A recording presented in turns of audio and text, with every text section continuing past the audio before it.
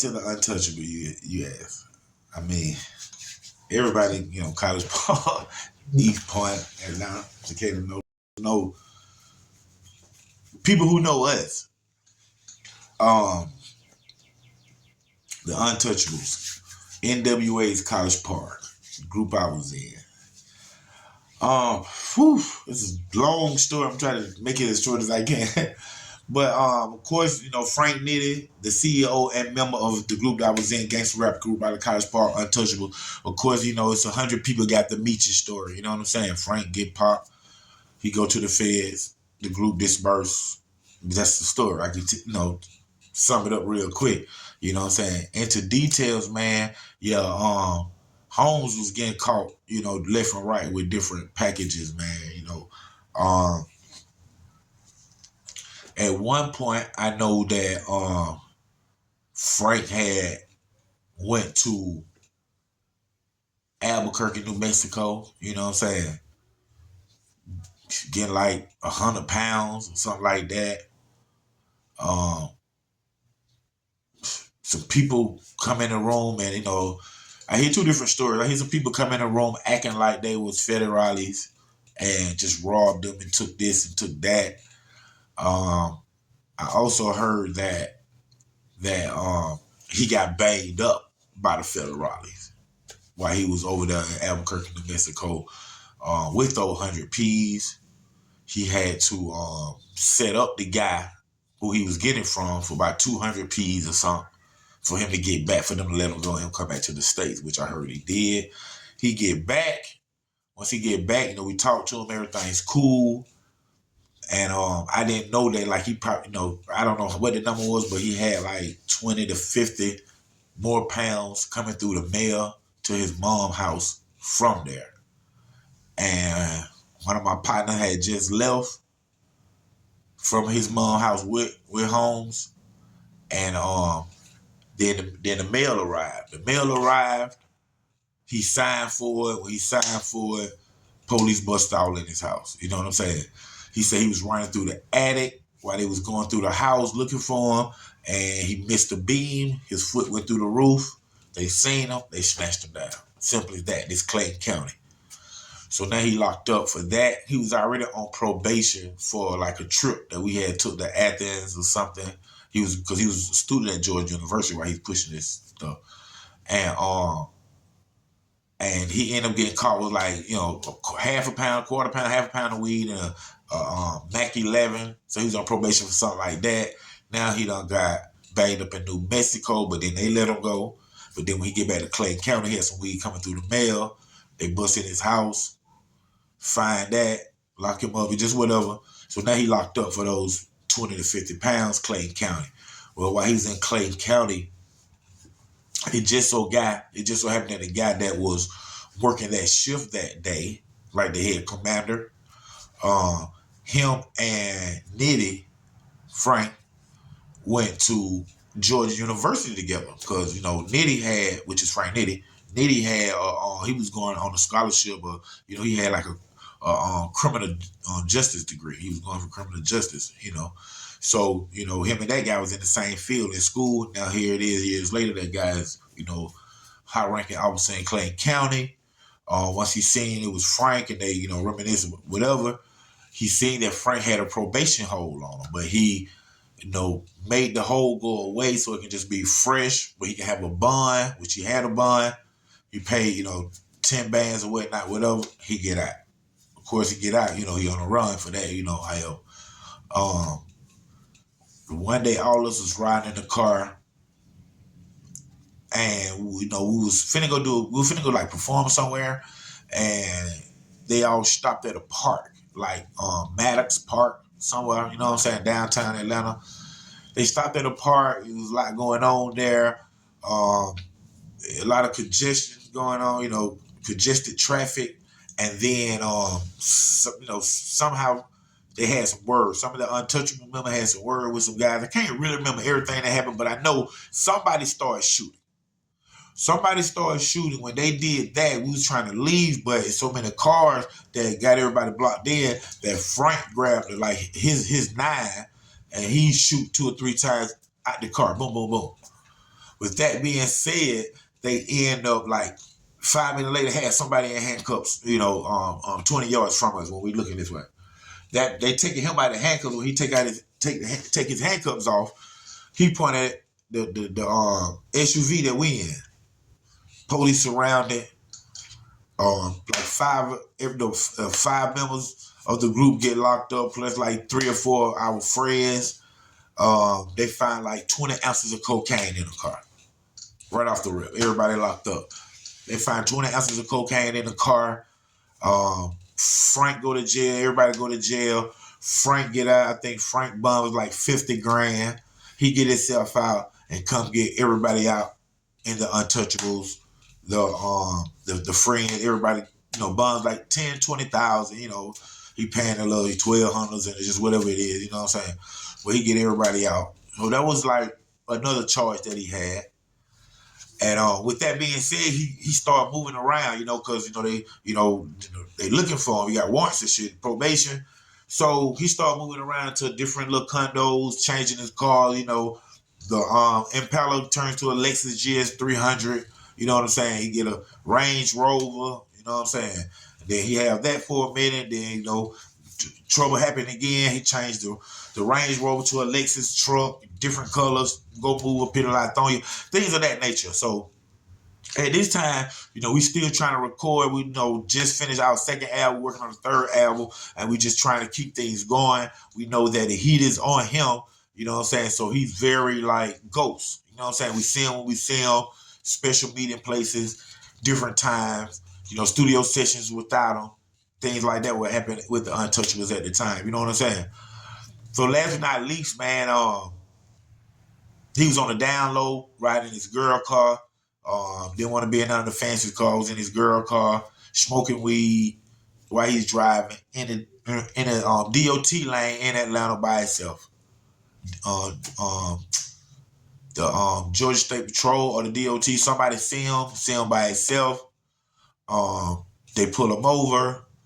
He jump out, run with his bag. In the car is like 2 keys of cocaine, and his bag is like 30,000. They catch him on the expressway, or after a little small pursuit, a little tuggle, a little wrestle, a little slam down, money everywhere. Stopping some of the pedestrians, trying to pick up money, things of that nature. Oh, this whole night. This is like, this is real talk, man. So then he go down. He go down for that. And now, at this time when we find out this, we know that it's over for him. It's over for the group. It's done with. You know what I'm saying? But, you never know. And that's exactly what happened, man. In this case, there was Fulton County jurisdiction. So he goes to Fulton County. He's locked up.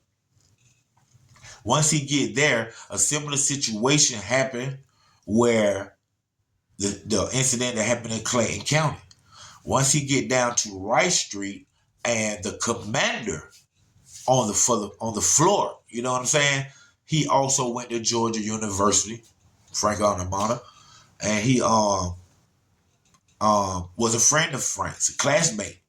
And what happened here really made the news, because what Frank did was, it was that Fulton County officer, which everybody know this is all on the news here in Atlanta, that Fulton County officer himself, who went to school with Frank, he recruited 4 more officers, so it's 5 of them, and they did the paperwork and did the computer work and let Frank Nitty out of the jail, Fulton County jail. Let Frank Nitty out of the jail up under. I was trying to, make sure I say the right things and not the wrong things. That's when I hesitate like that, But they ended up letting Frank Nitty out of Fulton County jail up under one of our partners' name, like an affiliate of the Untouchables, one of Frank Nitty's right-hand man. He wasn't actually in the Untouchable. He appeared on some of our music, but he was affiliate. You know what I'm saying? Remember I just said, watch who you affiliate yourself with. But they let Frank out up under his name. And like I said, it took 5 officers from the Fulton County jail to make this happen.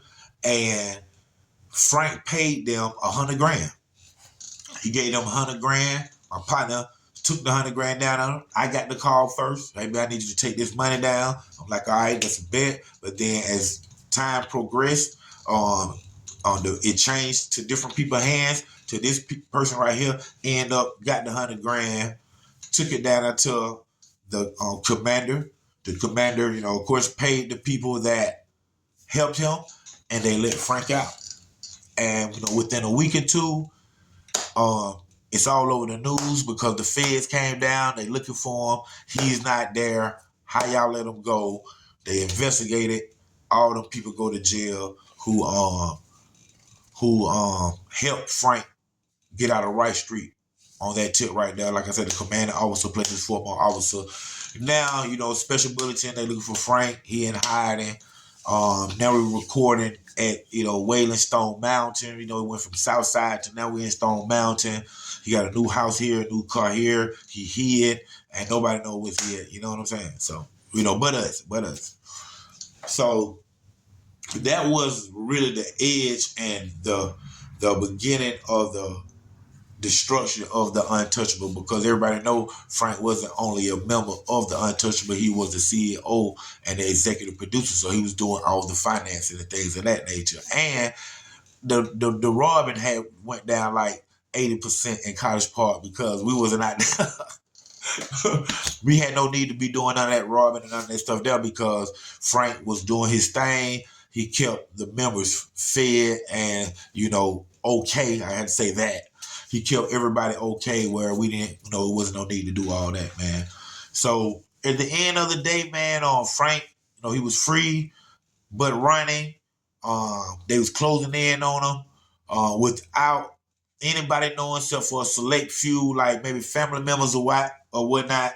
But none of the members of the Untouchables knew that Frank was, had done got plane tickets, had changed his name. Actually, I did know that about the name change thing because we had went on promotional tour to like three or four states, Tennessee, Indiana, Alabama, Mississippi, something like that or something. But I know we was in Tennessee. We stopped by the DOT, and Frank went inside.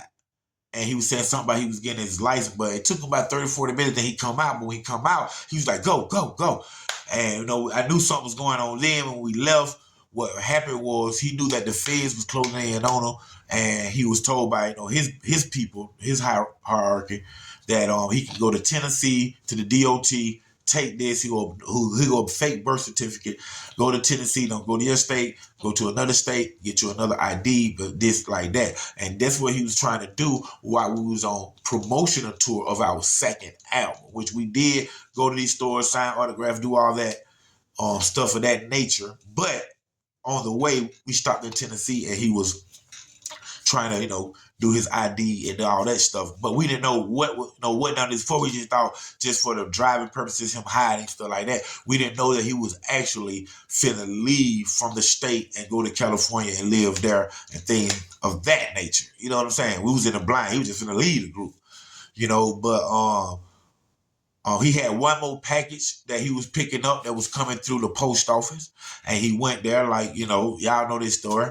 He went there, signed for the package, and they were like, okay, give me 1 second, let me go get it. By this time, they hit the FBI, the DEA. The guys hear about this package, these pounds or these keys.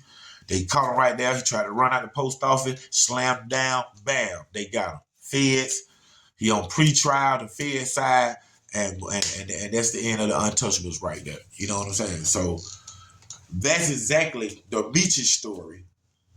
Exactly what happened to Frank Nitty. And what's crazy is, I was on the line with Frank for, most of his bid. If it was raining, similar change, or talking to him on the phone. And when he was in Jessup, Georgia, we'll probably say on the third quarter of his bid, Michi came down there with Frank. Frank called me like, hey, Trees, what's up, man? I'm like, what? He like, man, guess what? I'm like, what? He was like, Big Meech just came down here where I'm at, man. I'm like, for real? He like, yeah, man. I'm like, he like, man, the whole dorm, all the cell nigga, The cells are empty, nigga. They all at meet your door. So I'm like, shit, you gonna holler? You gonna go holler at home? Man, Frank was like, no, man. Hey, Trees, I'm on my last leg. I'm on my way home, man. Home, Jay got 30 years. I'm like, what? He was like, yeah, man.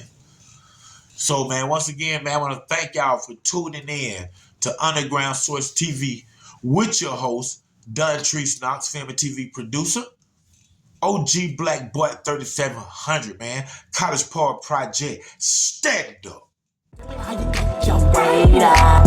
Picture perfect. I paint a crooked picture. Got your 9 in your lap. You better believe I'm gonna hit you.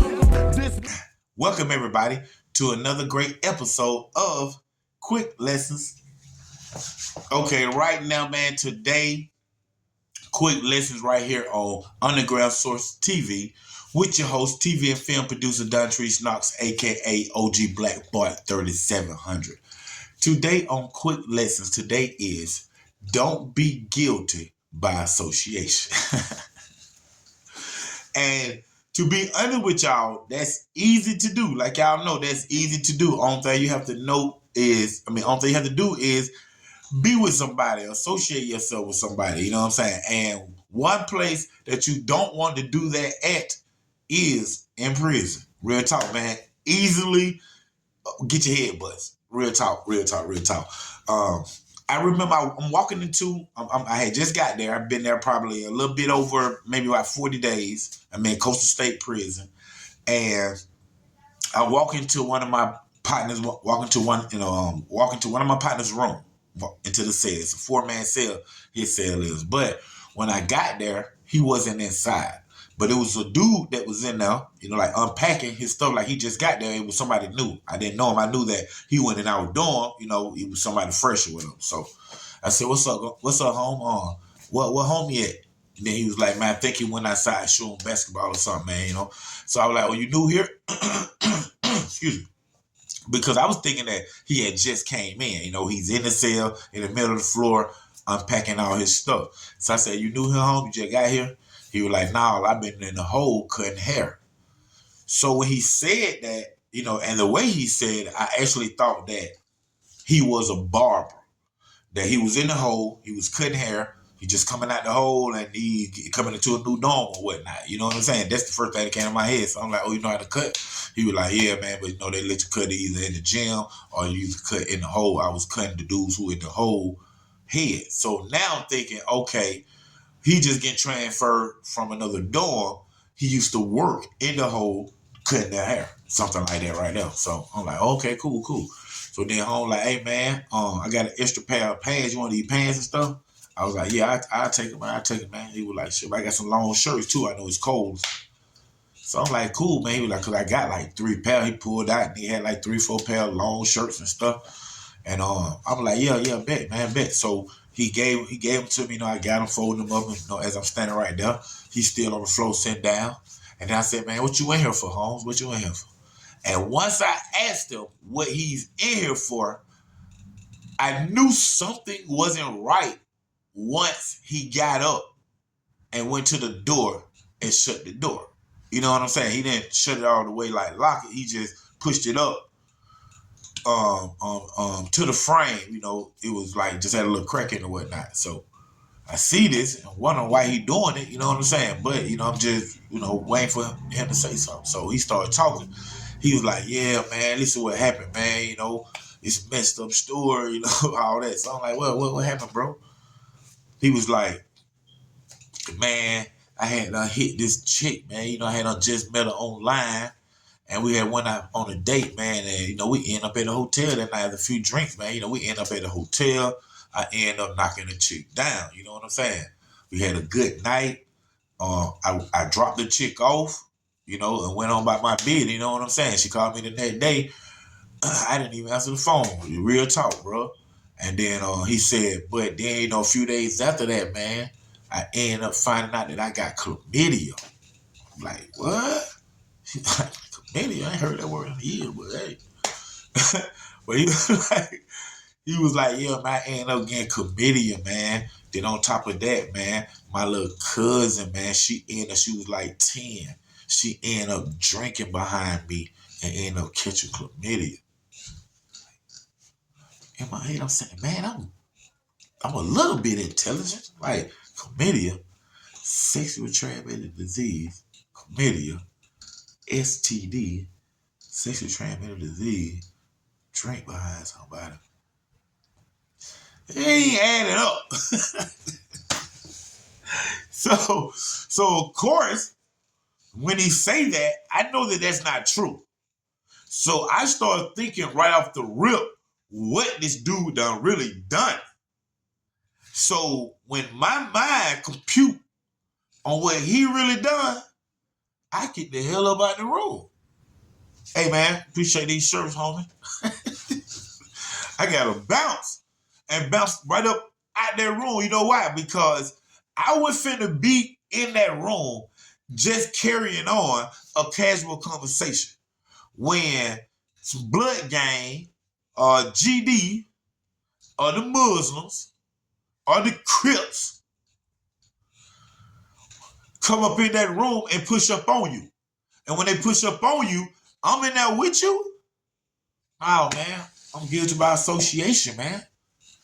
And that right there is today's quick lesson, man. You have to watch who you associate yourself with.